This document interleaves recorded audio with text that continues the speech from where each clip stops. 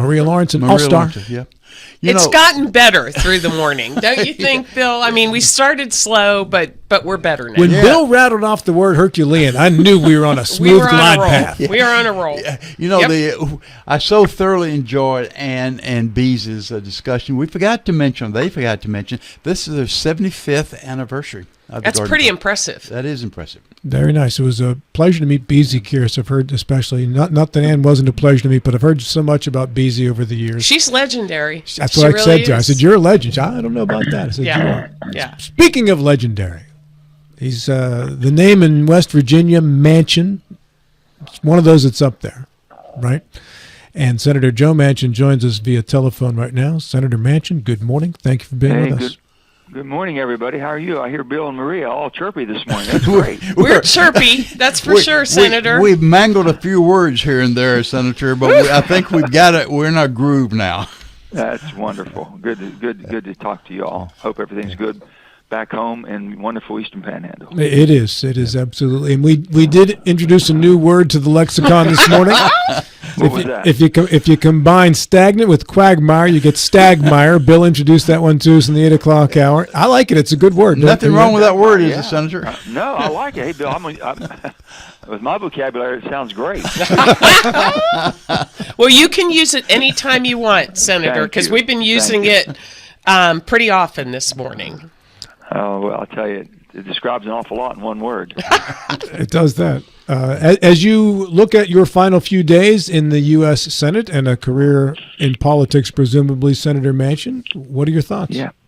Well, I look back on it. You want to be able to leave, and when you leave, you want to make sure that the people that you work closest with understood who you were, and you were true to your word, and you had no scandals that embarrass your constituents that you're representing in your great state. And I look back over the 42 years in different segments of my public service, and I can feel good about that. I've always tried to do my best, and I've never looked at the other side or anyone else in the political arena as my enemy or my opponent. I looked at them as having a different idea, and maybe together their idea and my idea can make things better.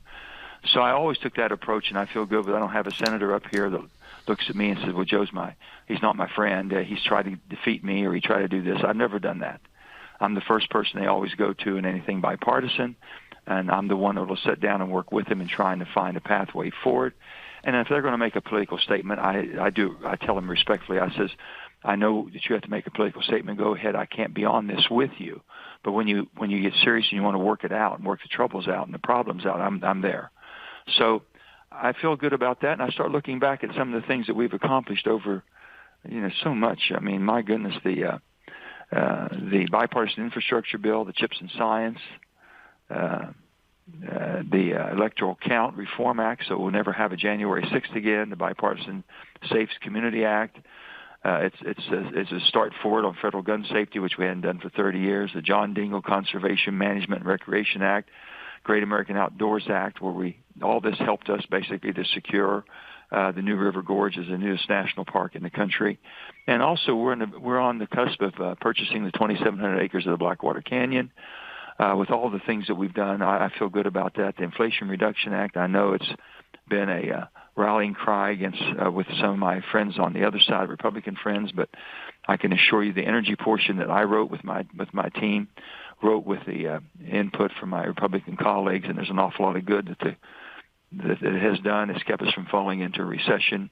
It reduced inflation from 9% to 3%. Unfortunately, it did not able to cure the supply chain problems that we have with our food distribution, food availability, and energy prices are still too high because there's more and more demand for energy around the world, keeping the prices higher.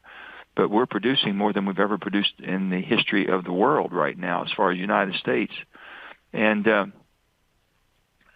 I just, a lot of things you can fix, and you have to make them a little bit better. You're always trying to make a more perfect union or a more perfect bill.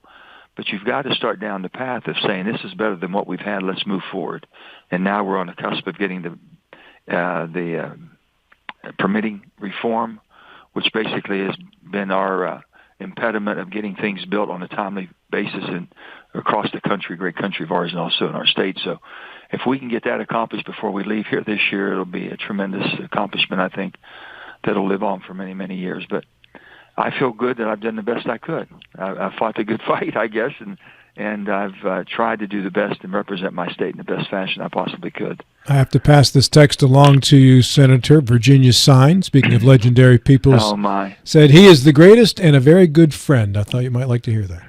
Well, she is. She's unbelievable. The whole Sign family, but Virginia, John, her husband, all of them, just so many good people. That's and Maria and I've met many, many years ago, and getting to know Bill and his wife, and just getting to know people in West Virginia. And I've said that being involved in the process for so many years, but also when you run at the state level, especially as governor, it's a whole other experience.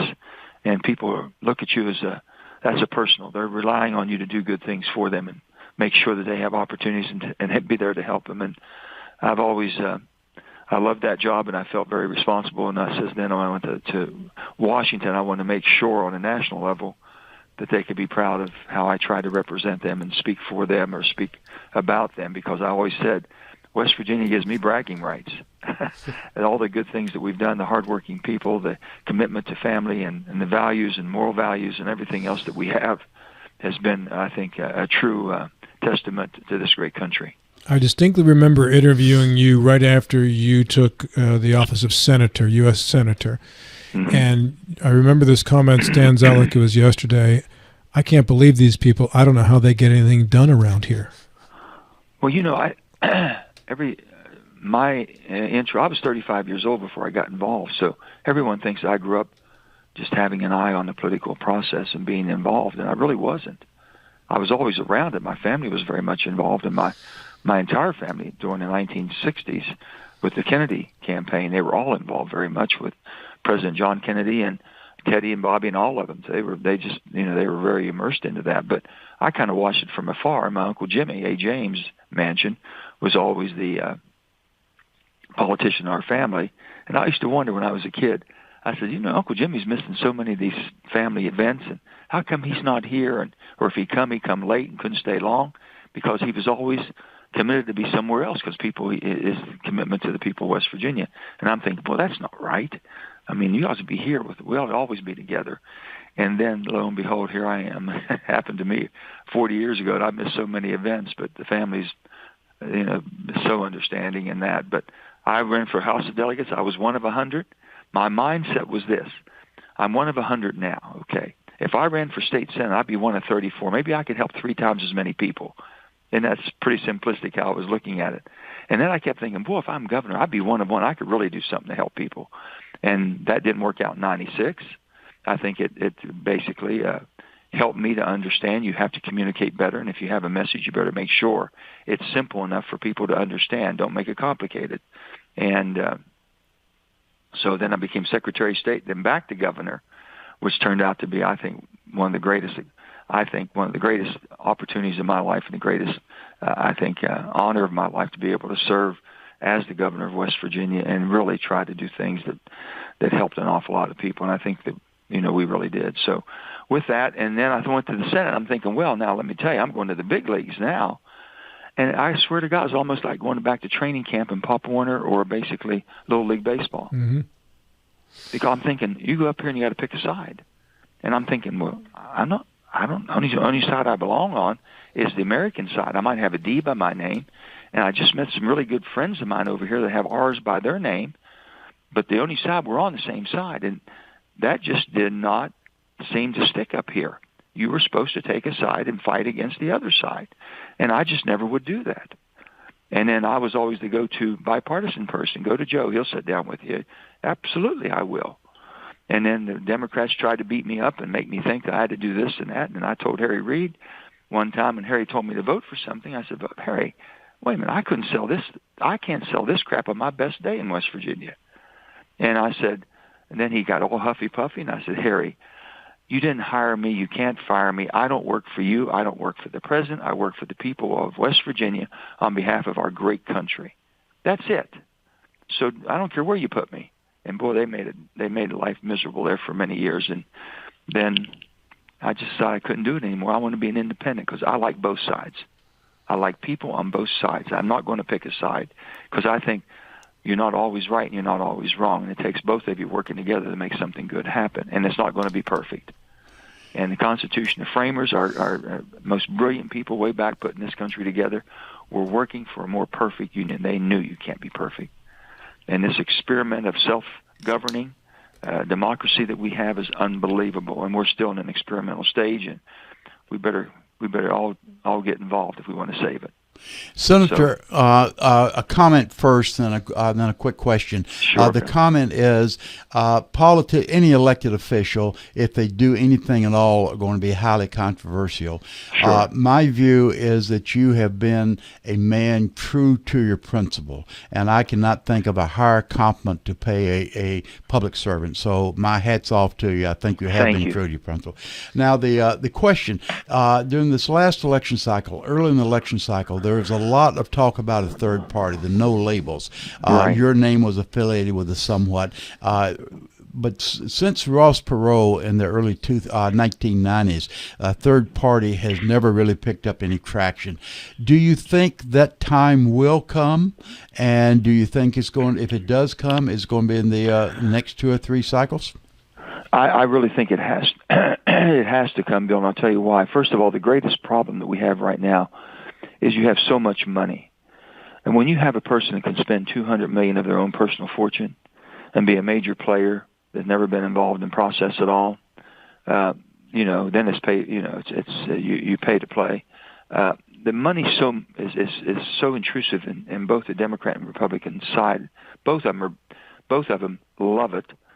All the leaderships in both parties, Democrat and Republican, love it. It's become a duopoly. It's a duopoly of a business cycle here. You've got the business of being a Democrat business, and you have a Republican business. Now, it's almost completely got away from the legislation, service, all the things we do, policy, the things that we should be working on, because it's how can you make the other side look worse than you, even though your side doesn't look very good, or even though your policies aren't very good, but theirs is worse than yours, rather than trying to make it better. So it's got to change, and the only way it's going to change is if they're threatened. I said, you can threaten politicians, I'm not going to give you any money. There's enough money in the system today, you're going to be able to compete. If you're a good enough candidate and you have some good solid policies, you'll get money to compete. The thing that politicians are scared to death of is they'll lose your vote. Now, if you can threaten them, the people won't vote for you because you're so far out of the mainstream, or you're so conflicted with all your infighting with the other side. And I said, I think a party like the American Party is going to be the center left and center right that is so enamored with their side. So let's say if you've been a Republican all your life, but a mainstream Republican, they want the grand old party to be grand again. And if you've been a Democrat all your life and coming from West Virginia, it's been more of a mainstream, moderate, sensible, responsible, they want the Democratic Party to be responsible and compassionate again. Okay? And that's what they want, not overindulgence, over-intrusion into your life, telling you exactly what you should accept and what you shouldn't, what you should do in this. And so there's an opening there. And here's how I can prove that to you. This last election cycle, billions of dollars, I mean billions with a B, not hundreds of millions, but billions of dollars was spent. Okay? And most of it was directed towards 5 to 7 states that were still what they call purple or kind of swing states, where no one had a major advantage. It was a 1 or 2 point swing. Could go either way. So that's more people like us in the middle. I can vote for a Republican as easy as I can vote for a Democrat if it's the right person. All the major parties have spent all of their effort and time and money on a very select few Americans. With 346 million of us live in this great country, about 160 million that usually vote in the general election, and only 20 million, 10 million aside, made a decision on who you were going to vote for. So 10 million in Democrat primary nationally, 10 million in Republican primary, give or take. So you start seeing how little involvement people have on choosing the person they really want. So when you have that much money spent on what we call the middle, the centrist middle, which is where most Americans are. And when you think about voter registration, only 23% of national registration of people voting are registered Democrats. Only 25% are registered Republicans. 51% are like me, no party affiliation, or independent. So if there's that much money and that much attention and basically that much power within that swath of people who are kind of go either way, and that's where they get elected, you either get elected or don't right now with the system that we have. But when they get elected and they get here, they forget about the middle. It's back to your old side. Go clear to the left or go clear to the right, depending on R or D, whoever won. So, yes, I do believe that there's an absolute, total, wide open swath if we can gather that. But when I was on the list and no party, no labels, and we were trying to, I told them they had to put a team together. If I'm going to be involved, and I would be running for president as a former Democrat, I want a former Republican to be a vice president. If we found a former Republican that should have been on that presidential ticket on the front, and they wanted, then we should find a Democrat, former Democrat, but people who thought about the country first before party.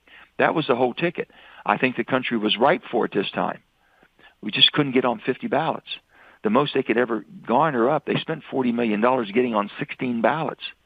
Well, they're 34 ballots short. And I told him, I said, gang, listen, I appreciate what you're doing. I think you're on the right track, but here's what. I'm not going to be involved and be a spoiler when I have no chance of winning. And if I'm not on 34 ballots or all 50 ballots, I can't win. All I can do is mess it up and go down in history books as swaying the election one side or another.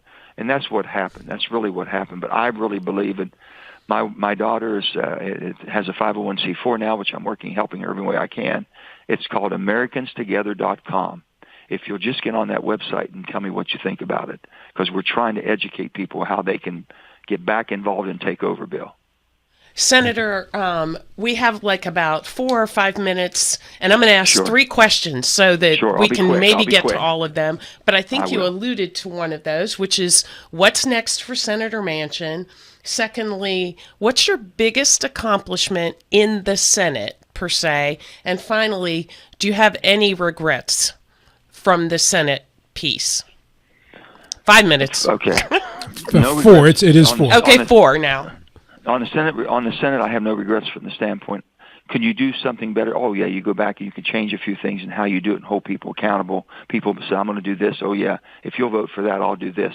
Then they really don't do it, and they look for ways to weasel out. There's ways I can lock them in. I've learned how I can lock them in more to never have that happen, so I looked at that. As far as my biggest accomplishment is the 117th Congress was the most productive Congress. From 2021 to 2023, more got accomplished than any time before, and we were evenly split at 50-50. My vote became the swing vote. One vote stopped it and or made something happen. I was able to try to moderate things and bring them down a little bit. We got rid of the BBB because it was just absolutely overwhelming and overreaching. I would have basically changed the ARP, American Rescue Plan. I tried every way possible. And then basically with the IRA, we were able to get energy security in our country for the first time and bring investments back to America. But still yet, we've got to get inflation. The thing I'm most disappointed with, $36 trillion of debt, nobody's talking about it. Myself and Mitt Romney have done everything humanly possible to say we have got to have a financial council that basically has stress testing for our IRS and the debt that we're carrying right now, because you cannot pass it on. $104,000 is the debt of every man, woman, and child in America today. It's got to change. So there's an awful lot of good things that we've done. There's a lot of things that could be done in a different fashion. I know how to basically stop this excessive spending. I hope I can help the Trump administration. And I've said this, whether you like the President Trump or not, whether you're a Republican or Democrat, whether you voted for him or not, you always want your president to succeed. And if you're in a position to help, you should do it. I'm in a position where I've learned enough that hopefully I could help people and make them look at things differently, because I had a 14-year learning curve, and I'm willing to use that. So what am I going to do? I'm going to help my daughter if I can. I'm going to be able to consult a lot of people and help them understand how this process works to make our financial situation much better, because we're in bad shape there, our energy security much better, and the opportunities, and get inflation done, because our supply chains, we're depending on people around the world that don't have our values. They're never going to be reliable supply chains. Get away from that. Work with the people you know and the people that you've had relations with. Free trade agreements, our allies, things of that sort. Don't go just where the cheapest values are because of cheap labor. And that's what we've done wrong as a country.